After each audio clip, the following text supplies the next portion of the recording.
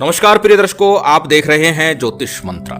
प्रिय दर्शकों, आज शत्रु बाधा निवारण का एक वैताल प्रयोग देने जा रहा हूं। वीर वैताल साधना है ये। शत्रुओं को एक ही दिन के अंदर निश्चित तौर पे शत्रुता को समाप्त करती है। वीर वैताल एक प्रकार का प्रेत ही होता है और यह बहुत शक्तिशाली रूप में प्रकट होता है और आपके कार्यों की सिद्धि करता है। परंतु आज का जो विधान है उसमें शत्रु के निवारण के लिए है, शत्रु बाधा को शांत करना है। और इतना निश्चित है, इस प्रयोग के बाद शत्रु शांत होता है और हर हाल में शांत होता है। प्रिय दर्शकों, एक चीज और ध्यान रखना, शत्रु जब प्रबल हो तभी इस प्रकार के प्रयोग करने चाहिए जो शत्रु निवारण के लिए हो। छोटी बातों पर जो विवाद होते हैं उनके लिए शत्रु निवारण प्रयोग करना सर्वथा अनुचित है और हर बार ये बात मैं बोलता हूं।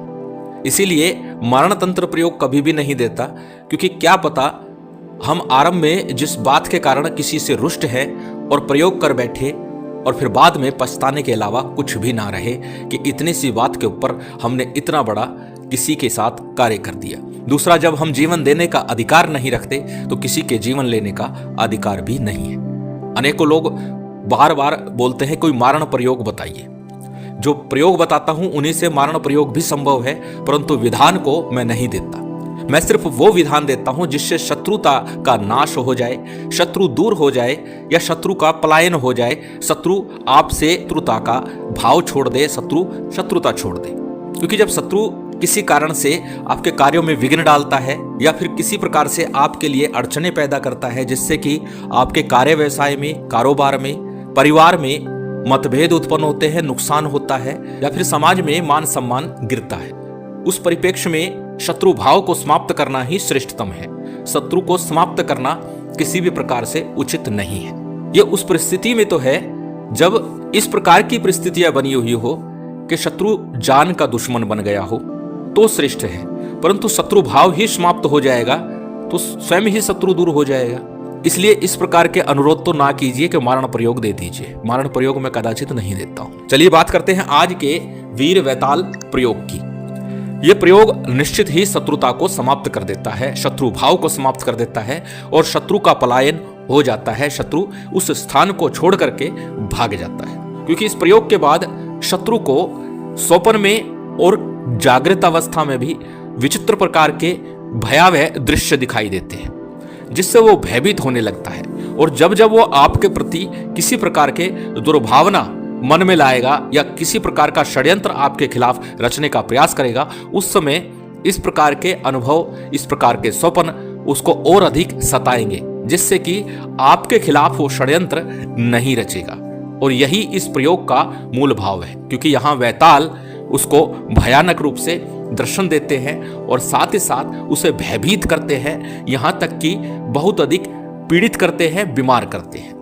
और इतना काफी है शत्रु को शत्रुता से दूर करने के लिए और उसे एहसास कराने के लिए। तो आज का यह प्रयोग बड़े सरलतम विधान में है। जैसे बताया, एक ही दिन का प्रयोग है, परंतु यदि शत्रु बहुत अधिक हावी है, बहुत अधिक पीड़ा दे रहा है, तो इस प्रयोग को कुछ दिनों के लिए बढ़ा सकते हैं।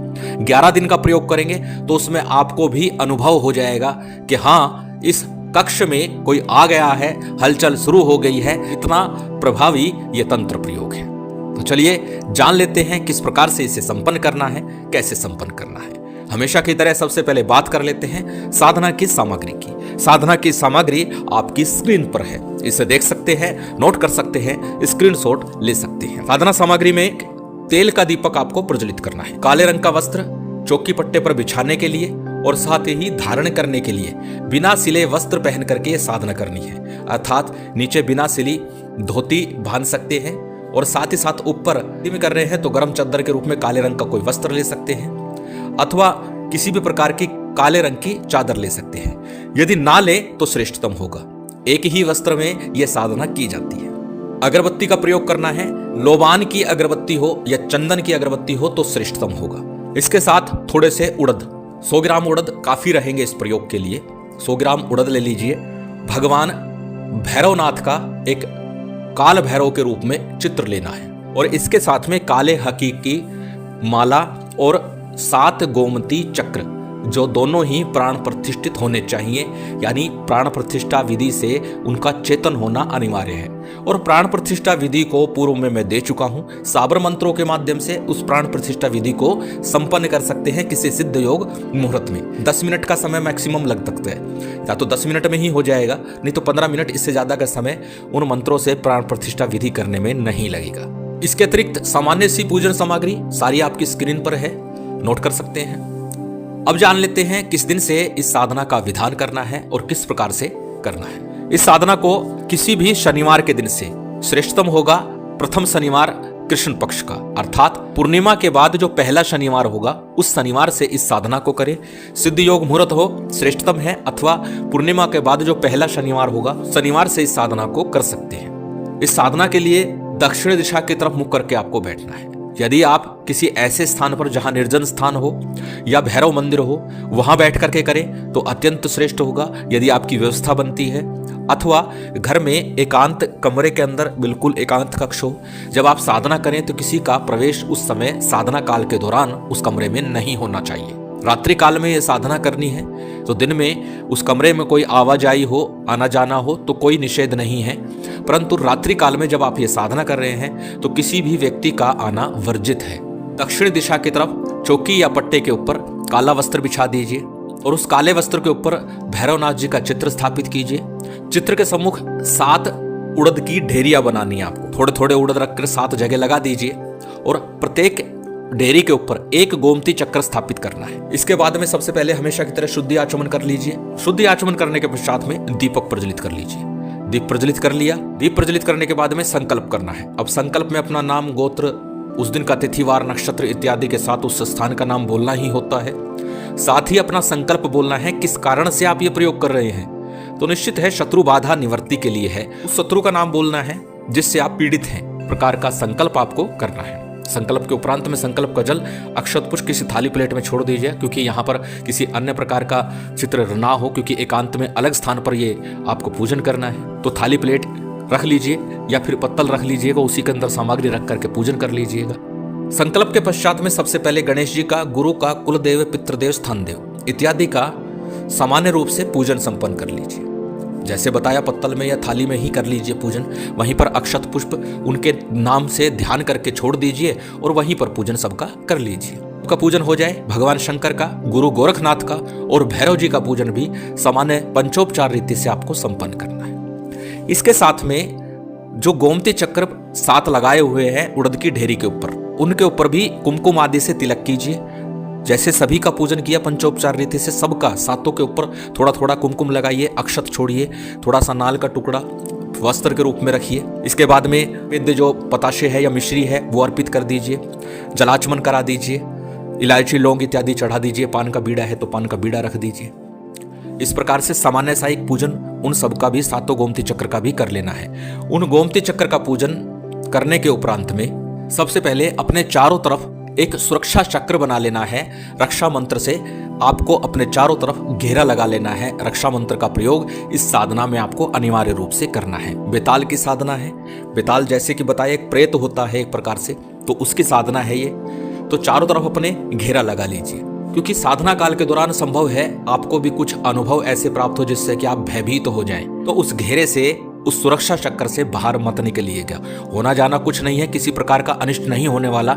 यदि आप घेरे में रहेंगे तो निश्चिंत रहिएगा, किसी प्रकार से कोई परेशानी नहीं होगी। जब सुरक्षा चक्र आप लगा ले उसके बाद में एक माला गणेश मंत्र की, एक माला गुरु मंत्र की, और साथ ही 11 या 21 बार साबर सिद्धि मंत्र का जप भी करना है, क्योंकि यह साबर मंत्र है। और प्रिय दर्शकों, भयभीत होने की आवश्यकता नहीं है। किसी प्रकार का अनिष्ट इस साधना में नहीं होगा यदि आप रक्षा मंत्र लगाते हैं। और गुरु का, गणेश के मंत्रों का उच्चारण करना, जप करने का तात्पर्य यह है किसी प्रकार की विघ्न बाधा ना हो। गुरु मंत्र, गणेश मंत्र और साबर सिद्धि मंत्र का जब आप पूर्ण कर ले तो एक माला भैरव जी के मंत्र की भी करना, क्योंकि यहाँ वेताल के रूप में साधना है, लेकिन भैरव जी को हम रक्षक के रूप में मानते हुए पूजन कर रहे हैं। तो एक माला भैरव मंत्र की, ओम ब्रह्म भैरवाय नमः या ओम ह्रीम आपद उदाहरणाय बटकाय भैरवाय हूम फट, इस मंत्र की, जो आपको सरल लगे, जिससे आप करना चाहें उस मंत्र की एक माला आपको भैरव मंत्र की जपनी है। इसके बाद में आज का जो मंत्र है इस मंत्र का 11 माला का जप दीपक की लो पर त्राटक करते हुए या फिर जो गोमती चक्र रखे हैं उनके ऊपर दृष्टिपात करते हुए ऐसा भाव रखते हुए कि ये मेरे शत्रु हैं और इन सभी शत्रुओं को आज मैं समाप्त कर दूंगा, शत्रु भाव समाप्त हो जाएगा। इस भावना से इस मंत्र का जप करना है। मंत्र आपकी स्क्रीन पर है, एक बार बोल करके बता देता हूं। मंत्र इस प्रकार है, ओम वीर वैताल धरती कापे गगन गरजे, मेरे शत्रु अमुक का नाश करे, मेरे मन का शूल दूर करे, अमुक कार्य में सफलता दे, जो न दे तो रुद्र को त्रिशूल पड़े। प्रिय दर्शकों, यहाँ पर 2 बार अमुक शब्द का प्रयोग हुआ है। पहली बार जब अमुक लिखा है मेरे शत्रु अमुक, उस वहां पर अपने शत्रु का नाम बोलना है। दूसरा लिखा है अमुक कार्य में सफलता दे, तो जो कार्य आप कराना चाहते हैं, शत्रु भाव समाप्त कराना चाहते हैं, शत्रु को समाप्त कराना चाहते हैं, तो जो भी कार्य आप कराना चाहते हैं, शत्रु का भाव समाप्त कराना, शत्रु को ही समाप्त करना चाहते हैं, क्योंकि कई बार शत्रुता इतनी बढ़ गई है, तो वहां पर मैंने बताया उस प्रकार के प्रयोग कर सकते हैं। तो जो भी कार्य आपके मन में है, जो भी आपकी कामना है, वो यहां पर बोलनी है। 11 माला का जप आपने किया, उसके बाद भैरव जी की आरती कीजिएगा और भैरव जी की आरती करने के बाद में जो भोग प्रसाद आपने रखा हुआ है सामान्य सा वो अर्पित कर दीजिए, जो भी आपने रखा हुआ है। और इस प्रकार ये साधना आपको 11 दिन लगातार करनी है।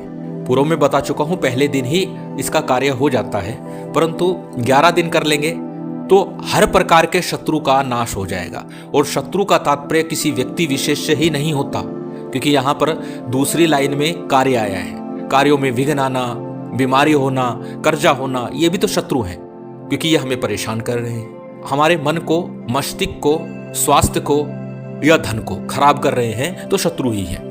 इसलिए उन सभी कार्यों की निवृत्ति के लिए भी ये प्रयोग 11 दिन कर लेना चाहिए। और 11 दिन जब आप करेंगे तो आपको अनुभव भी प्राप्त होंगे। रक्षा मंत्र का विधान जैसे बताया, अनिवार्य रूप से आपको करना है। जब आपके 11 दिन आपके पूरे हो जाए, या तो पहले दिन का ही एक ही दिन का करना चाहते तो एक ही दिन का कर लीजिए, जितने दिन का आप करना चाहें उतने दिन का कर लीजिए। जब आपका ये प्रयोग संपन्न हो जाए तो दीपक सहित, दीपक जितना रात भर चलता रहेगा, प्रातःकाल वो शांत हो जाएगा।